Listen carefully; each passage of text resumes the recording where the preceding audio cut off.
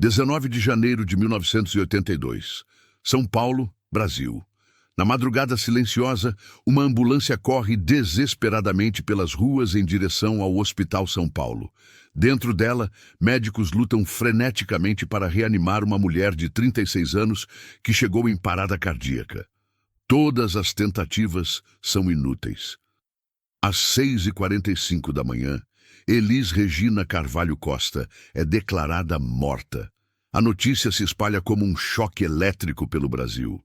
Elis Regina, simplesmente chamada de Elis, a Pimentinha, a maior intérprete da música popular brasileira, aquela voz que parecia conter toda a emoção humana possível, havia partido. Para um país inteiro que cresceu ouvindo sua voz nas rádios, nos programas de televisão, nos shows memoráveis, era incompreensível. Como alguém tão vibrante, tão cheia de vida, tão jovem, poderia simplesmente desaparecer. Mas Elis Regina não era apenas uma cantora. Ela era a voz de uma geração, a intérprete que elevou a MPB a patamares nunca antes alcançados, a mulher que cantava com tanta intensidade que parecia queimar por dentro. E naquela madrugada de janeiro, aquela chama finalmente se apagou, deixando o Brasil órfão de sua maior voz. Elis Regina Carvalho Costa nasceu em 17 de março de 1945, em Porto Alegre, Rio Grande do Sul, filha de Ercide Lourdes Carvalho Costa e Antônio Carvalho Costa. Desde criança, ficou claro que aquela menina tinha algo extraordinário. Aos 11 anos, ela já cantava em programas de rádio locais. Sua voz era potente, emotiva, tecnicamente impecável, de uma forma que parecia impossível para alguém tão jovem. Aos 12 anos, venceu seu primeiro concurso de calouros. Aos 15, já era profissional, cantando em clubes noturnos de Porto Alegre, sustentando parte da família com seu talento precoce. Em 1964, aos 19 anos, Elis mudou-se para o Rio de Janeiro, o epicentro cultural do Brasil. Foi uma aposta arriscada, mas necessária. E rapidamente, aquela gaúcha baixinha de voz enorme começou a chamar a atenção. Ela participou do programa O Fino da Bossa, ao lado de Jair Rodrigues, que se tornou fenômeno nacional. Elis e Jair traziam a bossa nova e os sambas clássicos com arranjos modernos, apresentando ao grande público uma revolução musical que estava acontecendo. Mas foi em 1965, no Festival de Música Popular Brasileira da TV Excelsior, cantando Arrastão, de Edu Lobo e Vinícius de Moraes, que Elis se consagrou definitivamente. Sua interpretação era arrebatadora, cheia de força e emoção. Ela venceu o festival e, daquele momento em diante, tornou-se a maior cantora do Brasil. Elis não era apenas tecnicamente perfeita. Ela era uma intérprete no sentido mais profundo da palavra.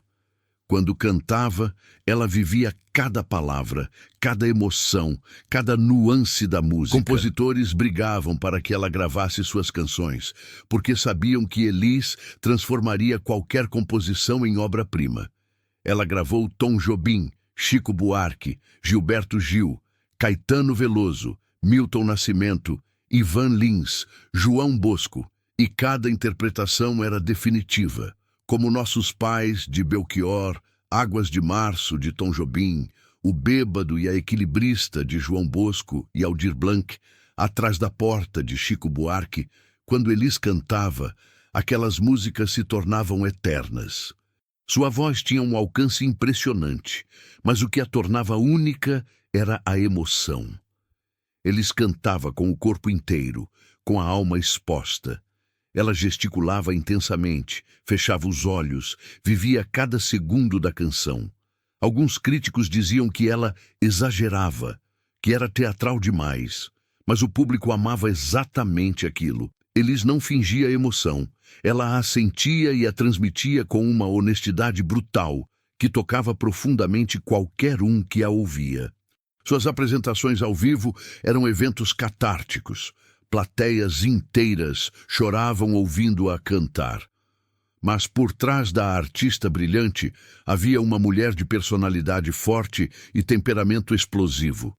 Elis era perfeccionista ao extremo, exigindo de si mesma e de todos ao seu redor padrões altíssimos. Era conhecida por seu temperamento difícil, suas explosões de raiva nos bastidores, sua intolerância com mediocridade. Ela brigava com produtores, com músicos, com qualquer um que não estivesse à altura de suas expectativas. Ganhou o apelido de Pimentinha, não apenas pelo sobrenome, mas pelo temperamento picante. Mas aqueles que trabalhavam com ela sabiam que por trás daquela dureza havia uma artista que simplesmente se recusava a comprometer sua arte. Elis casou-se 3 vezes. Seu primeiro casamento foi com Ronaldo Boscoli, produtor e compositor, com quem teve seu filho João Marcelo Boscoli em 1970. O casamento foi tumultuado e terminou em divórcio. Seu segundo casamento, com o pianista e arranjador César Camargo Mariano, em 1972, foi um dos mais importantes de sua vida, tanto pessoal quanto artisticamente. César era parceiro musical perfeito para Elis, compreendendo sua visão artística e contribuindo com arranjos sofisticados que elevavam suas interpretações. Juntos, tiveram 2 filhos, Pedro Camargo Mariano e Maria Rita, que também se tornaria cantora de sucesso. Mas até esse casamento, apesar da conexão profunda, foi marcado por turbulências. O perfeccionismo de Elis, as pressões da carreira e as tensões criativas eventualmente cobraram seu preço. E havia algo mais sombrio na vida de Elis: sua relação crescente com substâncias. Nos anos 70 e início dos 80, Elis começou a usar cocaína. O que começou como uso recreacional em festas e encontros sociais, comum na indústria musical daquela época, gradualmente se transformou em dependência. A cocaína dava-lhe energia para manter o ritmo frenético de shows, gravações, viagens. Elis era workaholic, comprometida obsessivamente com sua carreira, e a droga parecia ajudá-la a sustentar aquela intensidade insustentável. Amigos próximos sabiam, mas Elis era reservada sobre sua vida privada e negava veementemente qualquer problema. Em público, ela mantinha a imagem de profissional impecável. Em 1981, seu casamento com César Camargo Mariano havia terminado. Elis estava morando em São Paulo, mantendo ritmo de trabalho intenso. Ela havia gravado o álbum Saudade do Brasil, aclamado pela crítica. Continuava fazendo shows frequentes, participando de programas de televisão, sendo a estrela que sempre foi. Mas poucos sabiam o quanto aquele ritmo estava cobrando. Elis estava exausta fisicamente e emocionalmente. O uso de cocaína havia se intensificado. Ela perdia peso, dormia pouco, mantinha-se através de estimulantes e força de vontade pura. Na noite de 18 para 19 de janeiro de 1982, Elis estava em sua residência em São Paulo. Ela havia passado a noite com amigos, incluindo seu namorado na época, o produtor e diretor Samuel McDowell, conhecido como Mac. Houve uso de cocaína durante a noite, algo que havia se tornado rotineiro. Por volta das 4 horas da manhã, Elis começou a se sentir mal. Queixou-se de dores no peito, falta de ar, mal-estar intenso. Os presentes, inicialmente, não perceberam a gravidade. Mas minutos depois, Elis perdeu a consciência. Samuel tentou reanimá-la enquanto ligava desesperadamente para uma ambulância. Quando os paramédicos chegaram, Elis estava em parada cardiorrespiratória. Eles a colocaram na ambulância e tentaram reanimação durante o trajeto para o Hospital São Paulo. Mas quando chegaram, era tarde demais. Elis Regina, aos 36 anos, estava morta. A autópsia foi realizada no Instituto Médico Legal de São Paulo pelo Dr. Harry Shibata. Dada a natureza súbita da morte e o perfil público da vítima, o procedimento foi conduzido com rigor excepcional. O exame externo revelou uma mulher de constituição magra, pesando 48 quilos para 1,58 metros de altura, indicando emagrecimento significativo. Não havia sinais de trauma físico, violência ou ferimentos externos. Havia marcas leves de punção venosa nos braços, consistentes com uso de drogas intravenosas, embora não fossem recentes ou extensivas o suficiente para sugerir vício de longa data por via injetável. O exame interno revelou a causa da morte. O coração de Elis mostrava sinais de hipertrofia leve, ou seja, espessamento do músculo cardíaco, condição frequentemente associada à hipertensão ou uso crônico de estimulantes. As artérias coronárias não apresentavam bloqueios significativos ou aterosclerose avançada, mas havia sinais de espasmo arterial, constrição temporária dos vasos sanguíneos que reduz drasticamente o fluxo de sangue ao coração. Os pulmões apresentavam edema agudo, acúmulo de fluido causado por falência cardíaca súbita. O fígado estava levemente aumentado, mas não cirrótico. O cérebro não apresentava anormalidades estruturais significativas. Mas foram os exames toxicológicos que forneceram a resposta definitiva. As amostras de sangue revelaram níveis elevados de cocaína e seu principal metabólito, a benzoilecgonina, indicando uso recente e significativo. Também foram detectados traços de álcool, embora em níveis não particularmente elevados. Não foram encontradas outras drogas ilícitas ou medicamentos em quantidades tóxicas. A análise histológica do tecido cardíaco revelou áreas de necrose, morte celular causada por privação aguda de oxigênio, o que acontece durante um infarto. A reconstrução forense do que aconteceu é cientificamente clara, embora tragicamente previsível.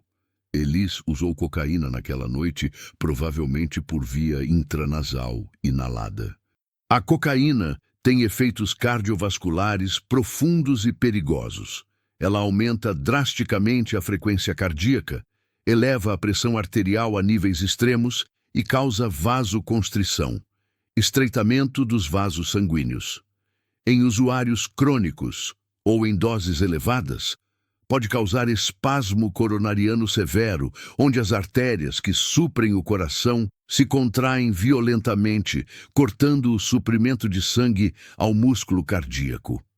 Foi exatamente isso que aconteceu com Elis. O espasmo arterial induzido por cocaína causou isquemia miocárdica aguda, falta de oxigênio no músculo cardíaco. Isso desencadeou arritmia cardíaca fatal, provavelmente fibrilação ventricular, onde o coração perde seu ritmo coordenado e começa a tremer caoticamente, incapaz de bombear sangue. Sem tratamento imediato com desfibrilação, a fibrilação ventricular leva à morte em minutos. Elis perdeu consciência rapidamente. Seu coração parou de funcionar efetivamente. Quando a ajuda chegou, o dano já era irreversível. Ela teve um infarto fulminante induzido por cocaína. Não houve tempo para salvá-la.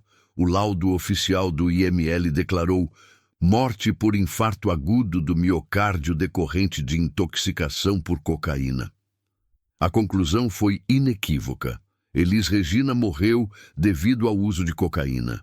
Não foi overdose no sentido de quantidade massiva. Os níveis detectados, embora elevados, não eram extraordinariamente altos. Mas a cocaína, mesmo em doses recreacionais, pode ser letal, especialmente em corações já estressados por uso crônico. E o coração de Elis, submetido a anos de estresse físico, emocional e químico, simplesmente não aguentou. A notícia da causa da morte causou comoção nacional. Em 1982, o uso de cocaína não era tão amplamente discutido no Brasil quanto seria décadas depois. Havia choque, negação, tentativas de algumas pessoas próximas a Elis de contestar os achados. Mas a ciência forense era clara. Samuel McDowell e outras pessoas presentes naquela noite foram investigadas pela polícia, mas não houve acusações criminais. Todos concordaram que Elis havia usado a droga voluntariamente, como fazia habitualmente. Não houve envolvimento de terceiros em sua morte, além de terem estado presentes. O velório de Elis foi realizado no Palácio dos Bandeirantes, em São Paulo, sede do governo estadual, uma honra raramente concedida. Milhares de pessoas compareceram para se despedir. Artistas, políticos, fãs anônimos, todos choravam a perda daquela voz incomparável.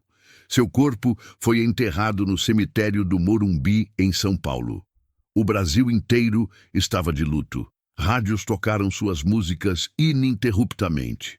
Programas de televisão exibiram especiais em sua homenagem. A sensação era de que algo essencial havia sido arrancado da cultura brasileira. A morte de Elis Regina forçou pela primeira vez no Brasil uma conversa pública sobre o uso de cocaína entre artistas e pessoas bem-sucedidas. Até então, o assunto era sussurrado, nunca admitido abertamente. A morte de Elis, tão pública e tão ligada diretamente à droga, quebrou aquele silêncio. Discussões sobre vício, sobre os perigos de substâncias que pareciam glamorosas ou inofensivas, começaram a acontecer mais abertamente.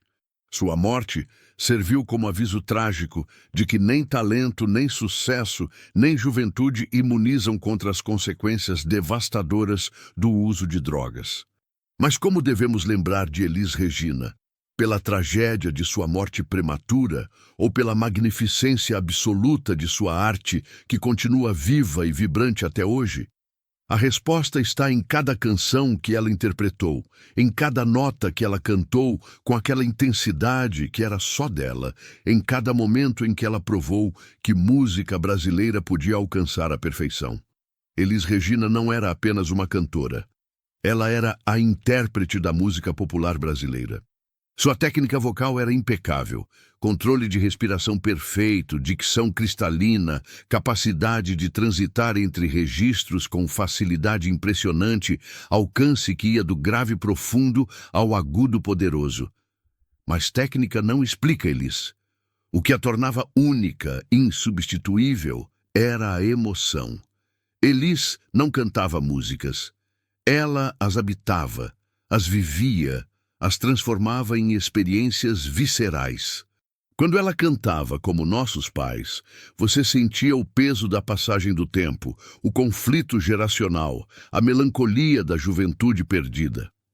Quando cantava O Bêbado e a Equilibrista, você sentia a dor da ditadura militar, a esperança de redemocratização, a tristeza de um país ferido.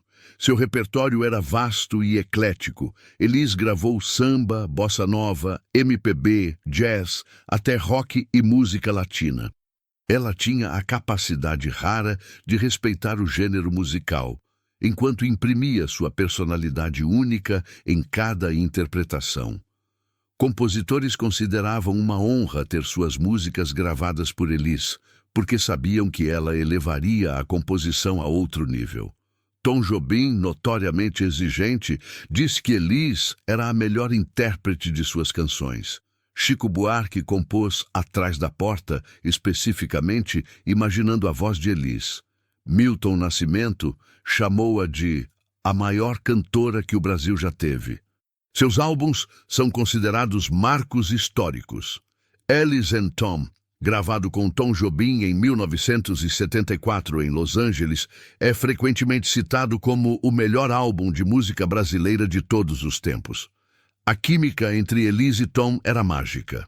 Águas de Março, cantada em dueto, é uma obra-prima de sincronia e musicalidade. Falso Brilhante, de 1976. Transversal do Tempo, de 1978. Saudade do Brasil, de 1980. Cada álbum era evento cultural, esperado ansiosamente e celebrado efusivamente. Elis vendia milhões de discos, lotava teatros e estádios. Era presença constante nas rádios. Mas além dos números comerciais, havia o impacto cultural profundo. Elis viveu e cantou durante a ditadura militar brasileira, período sombrio de censura e repressão. Ela cantou músicas de protesto disfarçadas, em metáforas poéticas, O Bêbado e a Equilibrista, sobre a anistia e o retorno dos exilados políticos, tornou-se hino não oficial da redemocratização. Quando Elisa cantou pela primeira vez na TV, em 1979, o Brasil inteiro chorou. Ela deu voz àqueles que não podiam falar, cantou a dor e a esperança de uma nação inteira. Elis também foi pioneira como mulher na indústria musical. Em época dominada por homens, ela comandava sua carreira com punho de ferro, tomava decisões artísticas e comerciais, recusava-se a ser apenas a cantora bonitinha. Ela era chefe, empresária, artista completa. Brigava por respeito, por pagamento justo, por controle criativo, abrindo caminhos para gerações futuras de artistas femininas brasileiras. Sua filha Maria Rita, também cantora de sucesso, carrega esse legado com orgulho. E havia a mulher por trás da artista. Elis era mãe dedicada de 3 filhos. João Marcelo, Pedro e Maria Rita cresceram cercados de música, mas também com uma mãe que, apesar da agenda impossível, fazia questão de estar presente em suas vidas. Ela cozinhava para eles, levava à escola quando possível, protegia-os ferozmente da exposição pública. Elis separava rigorosamente sua vida pessoal da profissional, mantendo seus filhos longe dos holofotes. Era também amiga leal. Aqueles próximos a ela falam de sua generosidade, seu senso de humor afiado, sua risada contagiante. Elis não era fácil. Seu perfeccionismo e temperamento forte garantiam isso, mas era autêntica, incapaz de falsidade ou hipocrisia. O que você via era o que você recebia. E para aqueles que ganhavam sua confiança e respeito, ela era companheira de vida inteira. A autópsia revelou que a cocaína matou Elis Regina. E essa é uma verdade importante que não pode ser minimizada. Seu uso de drogas, impulsionado por pressões da indústria, exigências de uma carreira frenética e talvez uma tentativa de preencher vazios emocionais, custou-lhe a vida tragicamente cedo. Ela estava no auge de sua carreira. Tinha apenas 36 anos. Seus filhos eram jovens. Havia tanto mais música para cantar, tanto mais vida para viver, mas essa tragédia não deve eclipsar totalmente sua arte. Elis Regina deu ao Brasil um presente inestimável. Ela elevou a MPB à forma de arte sofisticada e emocionalmente profunda. Interpretou e imortalizou composições que, sem ela, talvez nunca tivessem alcançado seu potencial pleno. Sua voz carregava toda a alegria, tristeza, esperança e dor do povo brasileiro. Quando Elis cantava, ela cantava por todos nós. Hoje, mais de 40 anos após sua morte, Elis permanece presença constante na cultura brasileira. Suas músicas continuam sendo tocadas diariamente nas rádios. Novos artistas a citam como influência fundamental. Seus álbuns continuam vendendo. Documentários e biografias exploram sua vida e legado. E sempre que um jovem cantor brasileiro busca entender o que significa interpretar música com alma e técnica, inevitavelmente estuda Elis Regina. Sua morte também continua servindo como aviso. O uso de cocaína, que pode parecer glamouroso ou inofensivo em contextos sociais, pode ser letal. Não há dose segura, não há uso controlado garantido. O coração não distingue entre usuário recreacional e viciado. A droga age da mesma forma, com os mesmos riscos cardiovasculares devastadores. A morte de Elis salvou vidas ao forçar essas conversas, ao servir como exemplo trágico das consequências reais. Os filhos de Elis cresceram sem a mãe, mas cresceram honrando seu legado. Maria Rita tornou-se cantora de sucesso por mérito próprio, embora sempre reconheça a influência maternal. João Marcelo e Pedro mantêm viva a memória da mãe através de projetos diversos. E todos eles falam dela não apenas como ícone musical, mas como mãe amorosa, que fez o melhor que pôde nas circunstâncias impossíveis de uma vida sob holofotes constantes. A ciência forense nos disse que Elis morreu de infarto causado por cocaína. Mas sua música nos diz que ela viveu intensamente, amou profundamente, cantou com paixão sem igual e deixou marca indelével na alma do Brasil. E no final, é isso que importa, é isso que permanece. Algumas vozes definem não apenas uma era, mas a alma de uma nação inteira. Elis Regina foi essa voz para o Brasil. Ela cantou nossa alegria, nossa tristeza, nossa resistência, nossa esperança. Cantou com uma intensidade que parecia impossível de sustentar, e talvez fosse. Ela queimou brilhante e rápido demais, deixando-nos cedo demais. Mas o que ela nos deixou, aquele catálogo incomparável de interpretações perfeitas, aquelas gravações que capturam emoção humana em sua forma mais pura, isso é eterno. A cocaína pode ter parado seu coração, mas não pôde silenciar sua voz. Elis continua cantando através de cada rádio, cada disco, cada novo ouvinte que descobre pela primeira vez aquele poder vocal único. Ela nos ensinou que música não é apenas entretenimento, mas conexão profunda entre almas. Que interpretação não é apenas técnica, mas verdade emocional absoluta. Que arte vale cada sacrifício, embora seu sacrifício tenha sido grande demais, cedo demais. Descanse em paz, Pimentinha. Sua voz nunca será esquecida. O Brasil nunca te esquecerá. Você foi, e sempre será simplesmente Elis, a maior de todas.